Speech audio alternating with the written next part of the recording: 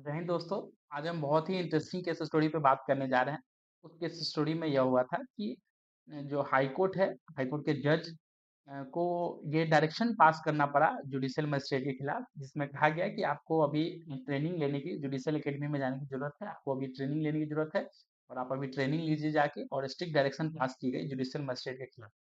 आज हम दोनों केस लॉ, जिन दोनों केस, आज 2 केस आप लोगों के सामने लाया हूँ, दोनों केस लॉ को अच्छे से डिकोड करेंगे और उसको उसमें समझेंगे कि जुडिशियल मजिस्ट्रेट के द्वारा अपने ऑर्डर शीट में ऐसी क्या गलती की गई, ऐसी कौन-सी बात को कंसीडर नहीं किया गया, उसमें रीज़न नहीं दिया गया या किसी भी केस को कंसीडर नहीं किया गया, उनसे क्या ऐसी गलती आई जो जज को जो हाई कोर्ट के जज साहब हैं, उनको ये ऑर्डर देना, उनको और अपने ऑर्डर शीट में डायरेक्शन देना कि आप स्ट्रिक्टली, आप तुरंत इमीडिएट इफेक्ट से आप जुडिशियल एकेडमी में जाइए और आपकी ट्रेनिंग होनी चाहिए और आप अभी ट्रेनिंग लीजिए और हर चीज़ को समझिए कि ऑर्डर शीट में कैसे लॉ को कंसीडर करते हैं। किसी भी लॉ पे हम गलत इंटरप्रेट नहीं कर सकते हैं, किस फैक्ट को कंसीडर करना है, किस चीज़ को नहीं करना, आपको बहुत चीज़ सीखने की ज़रूरत है। तो ये जो हाई कोर्ट के जज साहब हैं उनको देना पड़ा। तो दोनों ऑर्डर को सबसे पहले हम डिकोड करेंगे, उस ऑर्डर शीट में क्या कमी रह गई थी जुडिशियल मजिस्ट्रेट के द्वारा, जो हाई कोर्ट के जज को ये कहना पड़ा। ये जो मेनली जो एक पूरा बात है वो आपका रांची हाई कोर्ट से रिलेटेड, रांची हाई कोर्ट के जज ने ये ऑर्डर पास किया है दोनों जुडिशियल मजिस्ट्रेट के खिलाफ। तो वो जुडिशियल मजिस्ट्रेट साहब का ऑर्डर को भी हम आज डिकोड करेंगे, अच्छे से समझेंगे, पढ़ेंगे। और जज साहब ने जो किस ग्राउंड दिया, क्या रीजन दिया इसके पीछे, जो रांची हाई कोर्ट के थे, उनको भी आज देखेंगे। को भी हम देखते हैं ध्यान से कि क्या जुडिशियल मजिस्ट्रेट के द्वारा ऑर्डर दी गई, जिसके लिए हाई कोर्ट को ये कहना पड़ा कि आपको फिर से ट्रेनिंग के लिए जाना चाहिए, फिर से ट्रेनिंग करना चाहिए। तो इसका जो पॉइंट है इस केस का, ये ऊपर मैं देखता हूँ यहाँ पे। आप इसे हाई कोर्ट के भी वेबसाइट से इस ऑर्डर को डाउनलोड कर सकते हैं। ये मेनली एक एंटीसिपेटरी बेल था, जिसको जिसको डिनाइड कर दिया गया था। एंटीसिपेटरी बेल को ट्रायल कोर्ट के द्वारा डिनाई कर दिया गया था और कहा गया था कि आप तुरंत, मतलब कस्टडी में सेंड किया जा रहा था, जो कि 60 साल 65 साल एज था एक्यूज का उसको। और उसी के मॉडिफिकेशन ऑफ ऑर्डर के लिए जो इसमें पिटिशनर है वो आया था हाई कोर्ट। तो यहाँ पे कहा गया थर्ड पॉइंट इस पिटिशनर के द्वारा, learned council representing the petitioner while mentioning submitting that one of the petitioner is about 66 year appeared before the London magistrate in compliance of the summon, paid हुआ था लंदन मैजिस्ट्रेट के सामने समन को compliance करते हुए। He submit that the judgement of the honourable supreme court in the case of Satendra Kumar Antil versus CBI की का case का, जबकि ये रेफरेंस भी दिया, उसके बावजूद was also placed before the magistrate at the time of his appearance. It is contended that it uttered disagree to judgment passed by the Honorable Supreme Court in the case of Swatendra Kumar until learned magistrate had taken the person in study. मतलब बताइए, समन दिया जा रहा है, समन के मतलब court के द्वारा ही कंप्लेन केसेस, जबकि कंप्लेन केसेस में समन दिया जा रहा है, समन देने के बाद जब आता है एक्यूज अपियर्ड हो रहा है, उसको फिर स्टडी में भेज दिया जा रहा है और उसका बेल को रिजेक्ट करते हुए। London magistrate taken the person in custody by rejecting the bail application. The London Council also submitted while mentioning that being skeptical, the other petitioner choose not to appear. Thus, he prayed that order dated may be modified accordingly, consider the development which had taken place. तो मतलब कि बताइए, complain cases में, जबकि Satyendra Kumar until में, अरनेश कुमार में काफी सारे जजमेंट में पॉइंट ये सुप्रीम कोर्ट के द्वारा गाइडलाइंस बना दिया गया है किस केस में आपको अरेस्ट करना है, किस में कस्टडी में भेजना है, कैटेगरी बनी हुई है सत्येंद्र कुमार अंटिल में। जबकि कंप्लेन केसेस में कैसे ट्रीट करना है, अगर अगर आपका चार्जशीट फाइल हो चुका है तो उसके बाद कैसे ट्रीट करना है। उसके बावजूद, जबकि कोर्ट को साइड भी किया गया, कोर्ट को पिटिशनर के द्वारा बताया भी गया जुडिशियल मजिस्ट्रेट को कि ऐसे ऐसे कहा गया सत्येंद्र कुमार में, अरनेश कुमार में, उसके बावजूद जजमेंट को बिना देखे हुए, बिना सुने हुए ऑर्डर को पास कर दिया गया। तो ऑनरेबल सुप्रीम कोर्ट ने कहा इसमें, यहाँ पे इसका पूरा कैटेगरी बताया है सत्येंद्र कुमार अंटिल का केस का, वो पूरा ब्रीफ बताया है। हर लॉ स्टूडेंट को, हर एडवोकेट को पढ़ना चाहिए। अगर क्रिमिनल केसेस को देखते हैं, अगर बेल का मैटर को देखते हैं, तो ये दोनों केस बहुत ही यूजफुल है, सत्येंद्र कुमार अंटिल और अवनीश कुमार का जजमेंट। इसमें पूरा कैटेगरीज बनाई हुई है टाइप ऑफ ऑफेंस की, कि इस तरह का ऑफेंस किस में फॉल करेगा, ए बी सी डी ऐसे करके टाइप बना हुआ है। इसमें आपको कैसे आपको बेल देना है, नहीं देना है, कितने साल की सजा है, 7 साल से कम की है या 7 साल से ज्यादा की है, समन केस है, वारंट कैसे, किस तरह का है, ये पूरा गाइडलाइंस बना हुआ है। तो उसके बाद तो ये कोर्ट ने क्या है, देखिए कि from the aforesaid judgement it is clear that in case on the complaint where cognizance had been taken and summon are issued Even the court may permit appearance through lawyer. Further, the bail application of such accused on appearance may be decided without the accused being taken into physical custody or by granting interim bail till the bail application is decided. In the entire judgment, there is nothing to suggest that in a complaint case, after cognizance, any weightage is to be given to the gravity of offence under section IPC.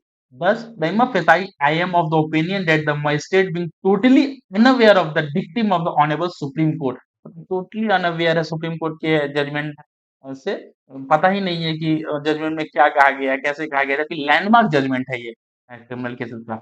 Has dealt with this matter, these are the cases where personal liberty of the citizen is stake. ये बहुत important बात कहा गया है कि मतलब ये बताइए, these are the cases where personal liberty of the citizen is stake. The magistrate should very well be sensitized in this type of issue, especially about the judgment which relates and deals with personal liberty. It is a misfortune that in the spite of a step taken by Jharkhand Judicial Academy, results have not been achieved. जो Jharkhand judicial academy का जो मकसद था वो achieve नहीं हो पाता है, सब चीज से इतना मेहनत कराता है, इतना चीज समझाता है और पढ़ाता है, हर चीज पे मेहनत लगती है। Despite sanitisation program this type of order are being, इतने के बाद भी इस तरह का अगर ऑर्डर पास होगा without application of mind and without applying the law by the magistrate, this is unfortunate and unwarranted. मतलब ये कहा गया आपका दोनों जजमेंट में अर्नेस्ट कुमार, उसमें सत्येंद्र कुमार अंटिल को लेकर अर्नेस्ट कुमार को कोई भी गाइडलाइंस को फॉलो नहीं किया गया। अर्नेस्ट कुमार को भी एक जजमेंट को इसमें फारा को साइड करते हैं। It has been mentioned that authorising detention without recording reason by the judicial magistrate concerned shall be liable for departmental action by the appropriate high court। मतलब अर्नेस्ट कुमार में भी ये पैरा 11.8 में कहा गया है कि अगर आप कोई भी ऑर्डर को पास कर रहे हैं तो आपको सबसे पहले उसमें रीजन रिकॉर्ड करना होगा, आपको उसमें रीजन लिखना होगा कि आपने अगर अलाउ किया तो किस बेसिस पे अलाउ किया, अगर आप डिसमिस किए तो किस बेसिस पे डिसमिस किए जुडिशियल मजिस्ट्रेट को। अगर ऐसा नहीं करते हैं तो डिपार्टमेंट एक्शन भी हो सकता है हाई कोर्ट के द्वारा। तो इस सारा जजमेंट में मेंशन है पहले से ही, दोनों जजमेंट में मेंशन है, उसके बावजूद जजमेंट को साइड करने के बावजूद इस पे ध्यान नहीं दिया गया। इसके लिए इमीडिएट इफेक्ट से प्रिंसिपल डिस्ट्रिक्ट जज और जो भी जुडिशियल एकेडमी के डायरेक्टर उनको कहा गया कि इनका एटलीस्ट ट्रेनिंग कराइए और ट्रेनिंग कराने के बाद सारे जजमेंट को ध्यान से पढ़ाइए कि कैसे क्या किस जजमेंट में कहा गया। ये तो एक पहला जजमेंट हो गया।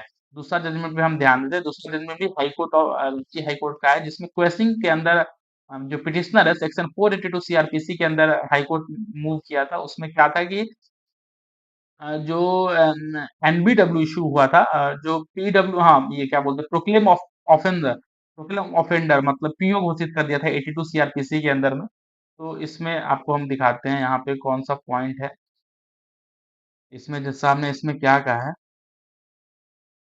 Point number 8. So far as the order dated 3/5/2024 is concerned, by now it is a settled principle of law that the court which issue the proclamation under section 82 of CRPC must record its satisfaction that the accused in respect of whom the proclamation under section 82 of CRPC is made। अगर section 82 CrPC आपको आप proclaim मतलब बना रहे हैं तो आपको ये क्लियर करना पड़ेगा, सेटिस्फाइड करना पड़ेगा कि आप क्यों पीओ घोषित कर रहे हैं, ऐसा मेनली क्या रीजन था, एक्यूज का अपीयरेंस हो रहा था, नहीं हो रहा था, भागा हुआ है, एब्सकॉन्डिंग है। Absconding is concealing himself to evade his arrest, and in case of court decided to issue proclamation under section 82 CRPC, it must mention the time and place for appearance of the petitioner in the order itself by which the proclaim under 82 of CRPC is issued, as already indicated above, since the learned judicial magistrate first class Jamshedpur has not fixed any time। मतलब आप PO भी घोषित कर रहे हो, कोई time भी fix नहीं कर रहे हो, कोई प्लेस फिक्स नहीं कर रहे हो अपीयरेंस का, पिटिशनर कैसे अपेयर होगा ये बताइए। Petitioner who is accused person of this case, the court has no hesitation in holding that the learned JMFC first class Jamshedpur has committed illegality by issuing the said proclamation under 82 CRPC without complying the mandatory requirement of law। Hence, the same is not sustainable in the law, and the continuation of the same will amount to abuse of process of law। कहा गया कि ये abuse है process of law का। Therefore, this is a fit case with the order dated। इतना सुक्वेस्ट करते गए और सेट असाइड किया गया इस चीज को, और रजिस्ट्रार जनरल को डायरेक्ट कॉपी सेंड की गई और प्रिंसिपल डिस्ट्रिक्ट जज को बताया गया कि इनका आप ट्रेनिंग फिर से आप इनका कराइए और संडे या हॉलीडे को जुडिशियल एकेडमी झारखंड में ऑनलाइन मोड में इनका क्लास कराइए, और सभी लॉ को पॉइंट को इनको समझने की जरूरत है कि किस तरह से कौन से पॉइंट पे क्या बोलना है, कौन से मतलब अब्यूज ऑफ लॉ ना हो, और लॉ के अंदर ही डिसीजन दे सके, फैक्ट को कंसीडर करे क्या बात है। और जैसे कि जो भी जजमेंट है, सबसे पहले इम्पोर्टेंट तो जजमेंट है, जजमेंट को अनदेखा ना करे। जैसे कि जो भी सुप्रीम कोर्ट के ऑर्डर हैं, सुप्रीम कोर्ट के जजमेंट है, हाई कोर्ट का ऑर्डर, हाई कोर्ट के जजमेंट है, उसको मेनली जरूर पालन करे जो भी जुडिशियल मजिस्ट्रेट है उनको। ये दोनों केस लो आपको डायरेक्ट आपको साइट से भी मिल जाएगी, रांची हाई कोर्ट के साइट से भी आप डाउनलोड कर सकते हैं। और जो भी मेनली लॉ स्टूडेंट है या एडवोकेट है, क्रिमिनल केसेस को देखते हैं, बेल मैटर को देखते हैं, तो सत्येंद्र कुमार अंटिल वर्सेस सीबीआई और अर्नेस्ट कुमार के जजमेंट को जरूर ध्यान से पढ़े, इसको अलग से पढ़ के और अपना पॉइंट भी खुद तैयार करें। आगे इस ऐसे केसेस में रेफरेंस दे सकते हैं हम जज को, और जज को बता सकते हैं। Thank you.